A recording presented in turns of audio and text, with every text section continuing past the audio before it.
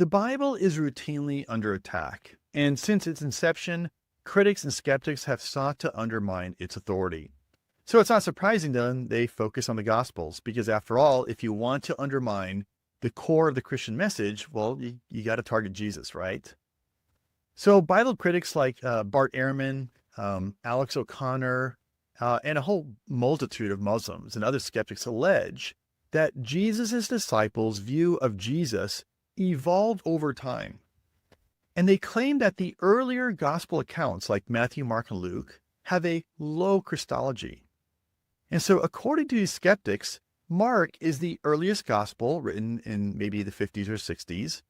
And they say it depicts Jesus in a way that doesn't explicitly ascribe divinity to him. Rather, they say he's portrayed as just a more human figure, right? Which they claim aligns more with, more closely with like the historical or the true Jesus, if you will. And so they say by the time that John was penned decades later, Jesus' followers had adopted a higher Christology. And that's probably because they say, legend sort of crept into the narratives, which is why John depicts Jesus as this like divine figure, right? Which of course reflects theological embellishment. So the question then is, okay, is this true? Or is there another way to understand the differences between the Gospels, especially between the earliest Gospel, Mark, and the latest Gospel, John? Well, first, it doesn't logically follow that since John contains more explicit references to Jesus' divinity, that he is embellishing or sort of reflecting an evolved theology. It could be that he simply chooses to highlight divine references more than Mark does. In fact, it's actually widely understood that each gospel author wrote with a different emphasis to account for his sort of particular audience. Matthew, for example, wrote his gospel with Jewish believers in mind, and with the intent of showing how Jesus is the prophesied Messiah. And of course, this explains why he included over 60 Old Testament quotations and allusions. Now, Mark, by contrast, wrote primarily to Gentile believers, which is why he had far fewer Old Testament references. And so, in the same way, it's possible John wrote with a different intent and a different audience in mind. Maybe his purpose was simply to just emphasize Jesus' divinity more than his messianic role. And so therefore, merely pointing out more explicit divine references in John's gospel doesn't prove theological embellishment, because it doesn't take into consideration that different emphasis that each gospel author had. Now still, having said that, there is some merit to the critic's claim. While Mark's gospel doesn't contain explicit statements of Jesus claiming to be a pre-existent divine being, John's gospel does contain them, right? For example, there's the famous, "I and the Father are one," or Jesus says, "Before Abraham was born, I am." Even so, those statements don't prove theological embellishment. In fact, when you take a closer look, the key Christological doctrine, which is Jesus' divinity, is taught in both John and Mark. So for example, before Jesus healed the paralytic in Mark's gospel, he forgave his sins, which is something the scribes knew only God could do. Furthermore, in Mark 9, Jesus foretells his fate, right? If you recall, he says, the Son of Man is going to be delivered into the hands of men. They're going to kill him. And then when he's been killed, he'll eventually rise 3 days later. And then after Jesus makes this prophecy, what does he do? He fulfills his prophecy by dying and raising himself from the grave, which of course is even more evidence of his divinity. Now, Mark also describes how Jesus has power over creation. Notice he calms a storm by rebuking the wind and commanding the waters to be still, right? He multiplies food and walks on top of water. And in fact, even Jesus has power over death itself. So for example, he was able to raise the daughter of Jairus back to life after she died in Mark 5. And then Jesus' command over creation, I think then, is evidence of Mark's understanding of his divine status. Now, one final example I'll leave you here of Jesus' divinity in the early Gospels can be found in the divine titles that are ascribed to Jesus.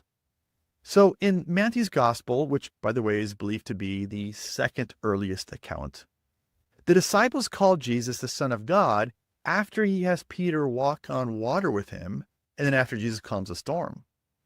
Now, likewise, Mark reports that when asked directly by the Sanhedrin whether he's the Christ, the Son of the Blessed One, notice how Jesus answers. He says, I am, and you shall see the Son of Man sitting at the right hand of power and coming with the clouds of heaven. Now, by quoting Daniel chapter 7 in his answer, Jesus is applying the description of the divine figure to himself. And in fact, this was such an obvious claim to divinity that the high priest tore his clothes and declared Jesus a blasphemer.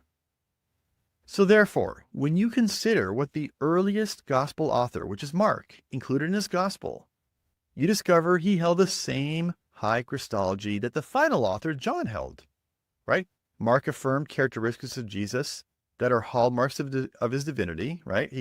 Jesus is able to forgive sins, foretell the future, control creation, raise the dead. But of course, Jesus did even more than that because he capped off those sort of divine actions by ascribing a divine title to himself and then raising himself from the dead. And if Mark held this Christology when he wrote his gospel, well then the critics can't sustain the accusation that legend crept in or that John sort of theologically embellished Jesus' identity, because both Mark and John affirm the same Christology. But perhaps the real death knell here to the critics' thesis that the Christology of Jesus' followers somehow evolved over time is found in the New Testament epistles.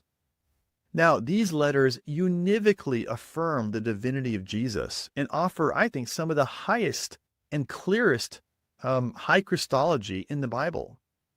Philippians, Galatians, Romans, and a whole bunch of other epistles, right, were written years before Mark's gospel and describe Jesus' divinity. So take, for example, Philippians. I think actually it contains one of the most exalted depictions of Jesus, because it affirms that Jesus, and this is Philippians 2, it says he existed in the form of God. He did not regard equality with God a thing to be grasped, but emptied himself. In other words, this epistle describes Jesus as a pre-existent divine being who is equal with God. Now, granted, Philippians is not a gospel, that's true. But it is, however, a letter that is written by a follower of Jesus prior to any gospel being written. So therefore, if the critics claim Christ's divinity evolved over time or was added later to the gospel accounts, then it's going to be fair to cite Philippians as a refutation of that thesis, since it contains the same high Christology as the last Gospel of John. Now, I want you to notice what I did. All that was needed to respond to the claims of these Bible critics was simply to read the Gospel accounts and take note of the Christology that is presented in each. In fact, my colleague, Greg Kokel, terms this tactic, just the facts, ma'am, right? Just the facts. In other words, when presented with a challenge like, hey, John's gospel has embellished Christology, simply ask what facts are relevant to the claim. Of course, in this case, citing the Gospel of Mark's or the Epistle of Philippians, right?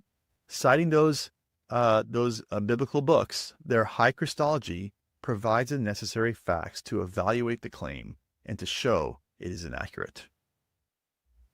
All right, well, that's all I have for you today. I hope if you've enjoyed this episode that you'll be encouraged to share it with a friend. And also don't forget to subscribe to my podcast, and that way you won't miss any future episodes. And thank you for listening. I look forward to thinking out loud with you next time.